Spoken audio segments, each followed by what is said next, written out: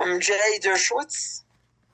The business was established by my grandfather, my mother's father, 1918.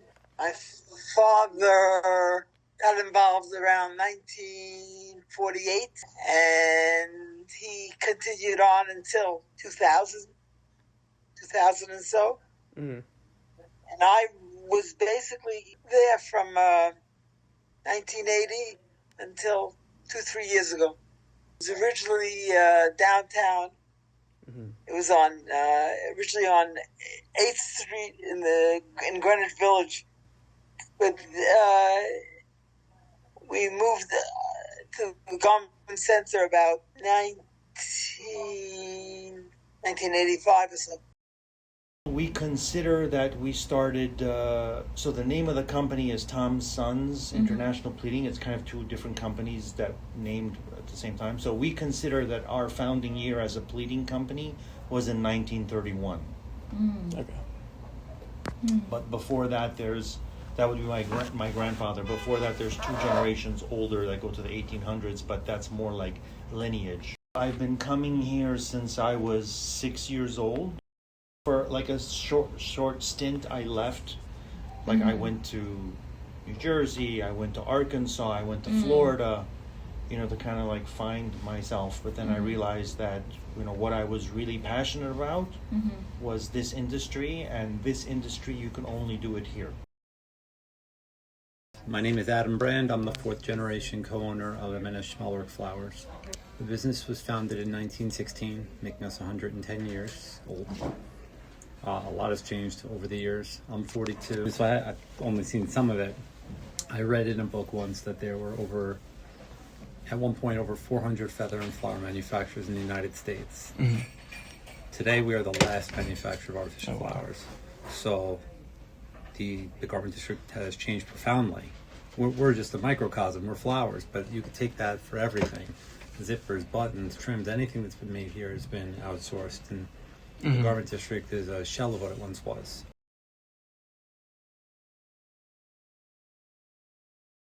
For the most part, the process is pretty much the same. It's been very difficult to pass it down because, I personally, so people usually think of like passing it down, like who you're going to give it to, as if it's like a set of keys. And the reality of it is that when it comes to like a skill, you can't really pass it down to anyone. It kind of has to be taken, So it's a two-way relationship. It's like, am I willing to show you? Is there like a relationship where I want to show you? And then the other one is, can you receive what I'm giving you? I would say most of our hires have come from word of mouth. Sometimes we know of some company that is accessing one of its older skilled sewers, and we don't mind the age of the person. We hire them, if we can use them. And he has a worker that he is trusting quite a bit, and her name is Lauren. She's related through family somehow, and she very much interested in fashion and the garment center. So she's highly motivated, and she really, she learned how to twist feathers so quickly from me a year ago, whatever. She twists them better than I do. When you need to, certain feathers are like a fringe, and then you want to twist them round so they become like a boa. And she's excellent at that. She's just very, very fast and very, very thorough, and does a great job. In the old garment district, there were lots of people that did this. So if you needed somebody to do a specific task, there were people that did it. Today, since we're the last factory left, there is no pool of talent to choose from. So if I want somebody to learn how to make flowers, I have to teach them. If I want somebody to learn how to starch fabrics, I have to teach them. If I want them to do dye cutting, I have to teach them. So that is one of the challenges. And people come and go. If somebody could join the company, work here for a year or two, and then decide they want to go back home, or decide just anything. Even no hard feelings, just they move on, and now you got to find someone else. And you've invested that time, and again, no hard feelings, but you've invested that time teaching them this and that, and now you got to start with someone else.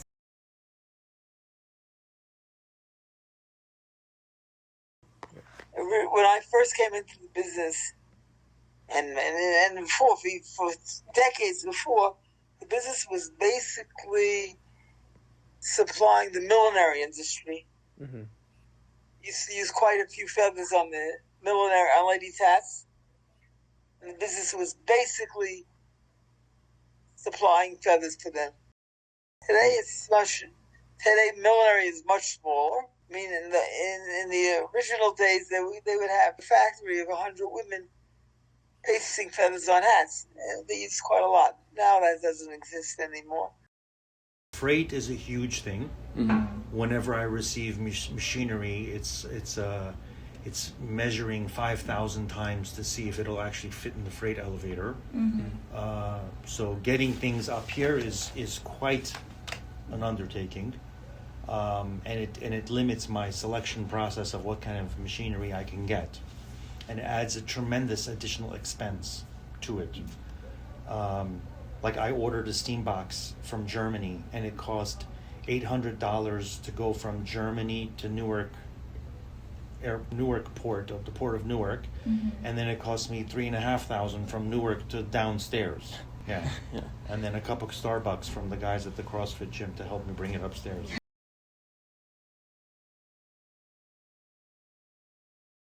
This is my 4th generation family business. There's 110 years of legacy and stories that I've heard. Any flower that anyone anywhere buys, where someone goes on Etsy, they buy one of our flowers, there is a soul in that flower. Mm-hmm. There is a history, there is craftsmanship, there are people behind it, and I do like that. I don't know if that's a Garment District exclusive thing, but I like thinking about where things come from. The Garment Center is a location where for 1 century, knowledge was exchanged. And that knowledge that was exchanged was also cultivated to create more and more technique, right? And this technique and knowledge that fermented for 1 century came from immigrants that came from other countries, and they did their craft in that country for centuries.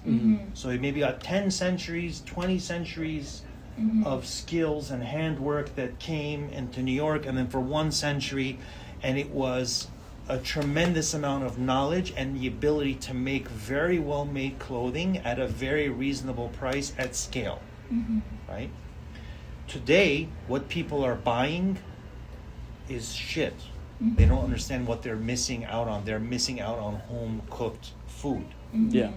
So once this knowledge is gone, you cannot replace it, because the way that this knowledge spread was by direct observation and apprenticeship. If you go on YouTube, you can find a video on practically everything on YouTube, but the knowledge is a mile wide but an inch deep.